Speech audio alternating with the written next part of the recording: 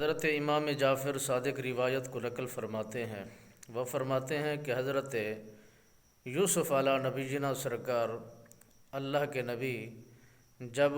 زلیخا علیہ الرحمہ سرکار کے ساتھ ان کے گھر کے اندر داخل ہوئے تو حضرت زلیخا نے جب دیکھا سونے کے دھات کے اور یا کسی اور چیز کے برتن یا بت انہیں دکھلائی دیتے تو حضرت زلیخا پاک اس بات کی گواہی دیتی کہ میں ان کو ڈھانپ دیا کرتی تھی کہ ہمیں ان سے حیا آتا ہے، ہم گھر کے اندر داخل ہو جائیں اور ہمارے بت اس انداز میں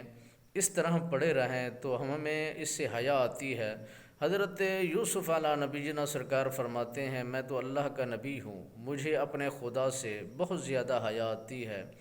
تیرے سے کئی گنا زیادہ میں اپنے خالق سے حیا کرنے والا ہوں اور میرا مالک مجھ پر رحم کرنے والا ہے۔ میں اپنے پروردگار عالم کی بارگاہ کے اندر اس انداز میں سرخ روئی کا پروانہ لینا چاہتا ہوں کہ اس زمانے کائنات میں جو حضرت یوسف علیہ نبی جنا سرکار کو رب العالمین نے حسن عطا فرمایا تھا، لاجواب تھا، بے مثل و بے مثال تھا، اور حضرت زلیخا پاک فرماتی ہیں کہ میرے یوسف کا اتنا حسن تھا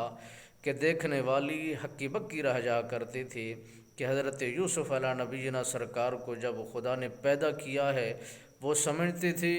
کہ یہ پیدا ہونے والے یہ انسان نہیں ہے، یہ کوئی فرشتہ ہے۔ تو حضرت یوسف علیہ نبی جنا سرکار فرماتے ہیں تمہیں ان بتوں سے حیا آتی ہے، مجھے خالق حقیقی سے حیا آتی ہے،